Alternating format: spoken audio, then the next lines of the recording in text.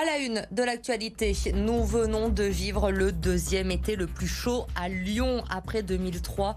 14 jours au-dessus de 35 degrés, très peu de précipitations au mois de juillet. Un été exceptionnel pour Météo France. Nous ferons le bilan dès le début de ce journal. Se mobiliser et agir, Elisabeth Borne demande à chaque entreprise d'établir un plan de sobriété énergétique face aux risques de coupure et de rationnement. Mais pour certains secteurs, difficile, vous le verrez, de réduire sa consommation.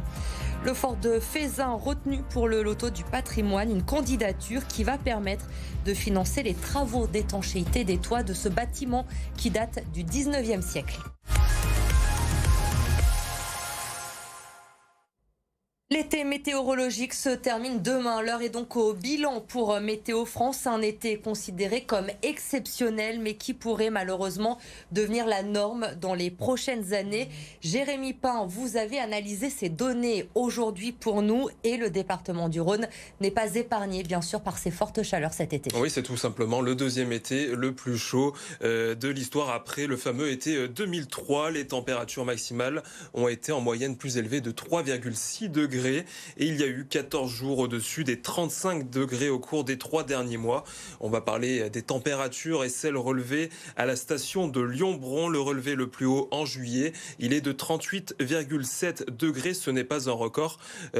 Concernant le mois d'août, la température maximale est de 38,9 degrés le 4 août 2022. Le record était de 40,5 degrés. C'était en 2003. Un été très chaud, donc on l'a compris, mais également un été très sec à Lyon. Oui, notamment au mois de juillet avec ce chiffre, 0,6 mm de pluie tombée seulement pour le mois de juillet, alors que la moyenne mensuelle pour ce mois-là, elle est de 67,4 mm, un chiffre qui est à contrebalancer avec les mois de juin et d'août, où la pluie a été un peu plus importante, 62,6 mm au mois d'août, et ce n'est pas fini, il y a encore des orages en cette fin de mois d'août, 65,5 en moyenne. Donc voilà, on est un peu plus dans la norme, mais les sols restent encore très secs. La cause, le déficit de précipitation, il est observable depuis janvier dernier, depuis l'hiver. La pluie manque dans notre département et ce n'est pas les quelques orages observés au mois d'août qui ont pu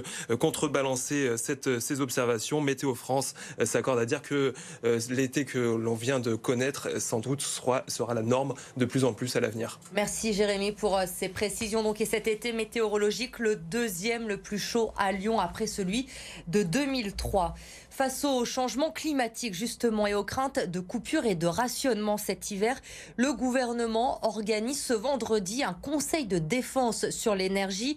Hier déjà, Elisabeth Borne, la première ministre, a demandé à chaque entreprise d'établir un plan de sobriété énergétique. Mais pour certains secteurs, c'est très compliqué de réussir à faire baisser sa consommation. Exemple dans une boulangerie à Écully, Amélie Duchamp.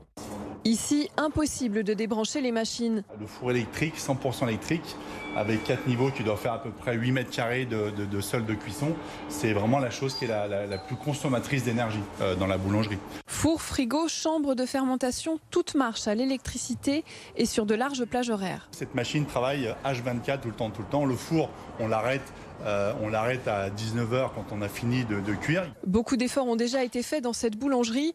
Des investissements dans du matériel récent qui consomme peu, des fours très bien isolés.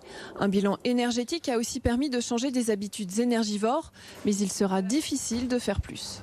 Peut-être qu'il y a d'autres métiers où on peut décaler un peu la consommation d'énergie, où on peut faire peut-être un peu plus de télétravail, du coup être moins souvent au bureau. Mais nous, on est obligé d'avoir de la lumière, on est obligé d'avoir du chauffage, on est obligé d'avoir des fours. Moi, je ne vois pas comment je peux faire plus que ce que je viens de vous expliquer jusqu'à maintenant. Le gérant d'entreprise espère que chaque société mettra la main à la pâte pour atteindre collectivement l'objectif de 10% de réduction d'énergie fixé par la Première ministre. Mais il s'inquiète du discours d'Elisabeth Borne. Quand on nous annonce ce genre de message, 10%, j'espère que ça ira pas au-delà, parce qu'au-delà, ça va être difficile de pouvoir travailler, quoi. Voilà. Les entreprises ont un mois pour réduire leur consommation d'énergie, sans quoi Elisabeth Borne a évoqué la possibilité d'un rationnement. Les obsèques d'Iris et Warren, les deux adolescents fauchés par une ambulance lundi dernier alors qu'ils étaient sur une trottinette électrique, auront lieu demain à 13h en la cathédrale Saint-Jean. Les familles ont annoncé aujourd'hui qu'il s'agira d'une cérémonie commune, sobre et spirituelle. La cérémonie sera également ouverte à tous. Iris et Warren seront ensuite inhumés dans l'ancien cimetière de Loyasse dans la plus stricte intimité. Dans l'actualité, également du changement aujourd'hui à l'hôpital Lyon-Sud. Depuis ce matin, le parking Jules Courmont est payant au-delà de 30 minutes de stationnement. Les explications de Jade Terlinck. Bonjour madame, vous faites partie du personnel ? Non ? Je vais vous donner un ticket, vous avez 30 minutes gratuites à partir de maintenant. Prendre son ticket à l'entrée du parking sera désormais systématique. 30 minutes gratuites sur le parking du secteur Jules Courmont de l'hôpital Lyon-Sud. Mais au-delà, il faudra payer. Pour cet automobiliste, mauvaise surprise à la sortie du parking. 9,40 €. C'est trop cher, très cher. Et c'est un avis qui est partagé par la majorité des usagers. Moi je pense que c'est pas une bonne idée parce que voilà, pour les gens qui viennent de loin, pour les gens qui sont hospitalisés, non, je pense que c'est pas une bonne idée. C'est la merde parce que regardez, on met 3 heures pour rentrer dans l'hôpital, pour emmener une personne en consultation qui peut pas marcher. Non, c'est pas très pratique. Hein. J'ai posé une personne. Et je ressors pour l'attendre dehors parce que je ne veux pas payer. La direction de l'hôpital, elle, se défend et dénonce un stationnement sauvage. Lyon-Sud était le dernier des hospices civils de Lyon à ne pas avoir de parking payant. On estime que dans les études que nous avons faites, que le site était saturé à peu près à 8h30 le matin. Donc l'objectif est de pouvoir disposer de place. Là, si on se retourne ensemble, on voit que le parking P1, par exemple, au bout, là-bas, est encore vide à moitié. Donc ce qui veut dire que nous aurons des places pour nos professionnels à 13h30 qui prennent leur poste, ce qui n'était pas possible ou très peu possible jusqu'alors. La gratuité s'applique tout de même pour les personnels de l'hôpital et les personnes à mobilité réduite. Pour les taxis et les ambulances, ce sera une heure gratuite. Le parking du secteur Sainte-Eugénie, lui, reste gratuit pour le moment.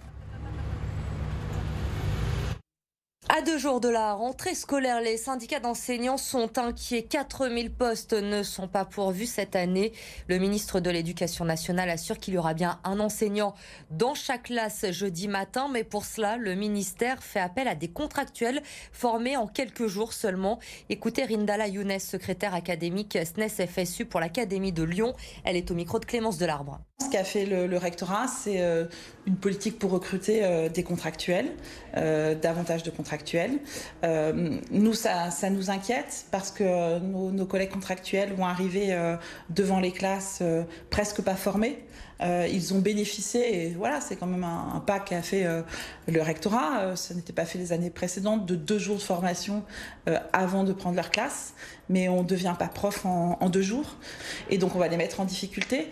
Et par expérience, les années précédentes dans les établissements, on a vu voilà, des contractuels tourner, des contractuels faire 2 semaines, et puis après, on recrute un nouveau contractuel, etc. Voilà, et je rappelle, voilà, au lycée de Belleville l'an dernier, de septembre à janvier, les élèves ont bénéficié en physique d'un contractuel pour 2 semaines. Pas le temps de cogiter après le nul à Reims dimanche après-midi. L'OL retrouve déjà le championnat demain soir avec la réception d'Auxerre. 5e journée de Ligue 1 et Peter Bosz attend une réaction de ses joueurs invaincus à domicile cette saison. La JA de son côté arrive en pleine confiance avec 2 victoires de rang. Les joueurs lyonnais, eux, ont compris, il faut changer des choses dans le jeu. Écoutez Nicolas Tagliafico, il est au micro d'Edouard G. Por momentos, faltó más agresividad, es verdad. On a manqué d'agressivité à certains moments contre Reims, mais peut-être qu'il faut aussi qu'on court plus pendant les matchs et ne pas perdre la confiance en notre jeu. Et quand ça arrive, c'est là qu'on perd de l'agressivité. Et je crois que dans le foot, les émotions jouent beaucoup. Quand tu joues bien et que tu es agressif, tu as la confiance. Et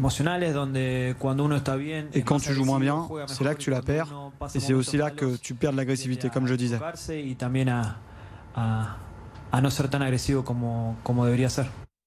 C'est une excellente nouvelle pour le Fort de Feyzin. Après plusieurs candidatures, il a été retenu pour le loto du patrimoine cette année. Les fonds récoltés vont permettre d'effectuer les travaux d'étanchéité. Clémence Delarbre. C'est un bâtiment chargé d'histoire qui souffre d'infiltration. Bâti en 1875, le fort de Feyzin a déjà fait l'objet de nombreuses restaurations. Mais cette fois, le chantier prioritaire concerne les toitures. On a des murs qui sont bien trempés aujourd'hui. Le système de toiture des forts, c'est un système de toiture végétalisée avec une épaisse couche de terre. Et petit à petit, avec les racines, avec la végétation, avec un mauvais entretien à l'époque, il y a des infiltrations. Étendu sur plus de 20 000 m², le fort ne pourra pas être entièrement restauré. Des choix devront donc être faits. On va y aller doucement. Les priorités, c'est le pavillon d'entrée.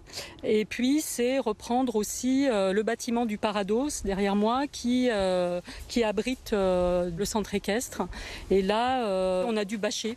Donc, c'est ces bâches noires en plastique, afin de préserver les travaux qu'on venait de faire. Pour financer ce projet, l'aide du loto du patrimoine sera donc la bienvenue. Une somme qui complétera les 1,2 million d'euros prévus par la mairie. C'est qu'une part infime, je dirais, de la totalité et de la globalité des travaux de réhabilitation qu'il nous faut faire pour que ce fort puisse être accessible dans toute sa globalité. Mais effectivement, c'est déjà ça et on est très très heureux de pouvoir compter sur cette contribution. Dans le Rhône, le fort de Feyzin est le seul site inscrit cette année au loto du patrimoine. Alors si vous souhaitez participer à sa restauration, les tickets à gratter sont en vente depuis ce lundi.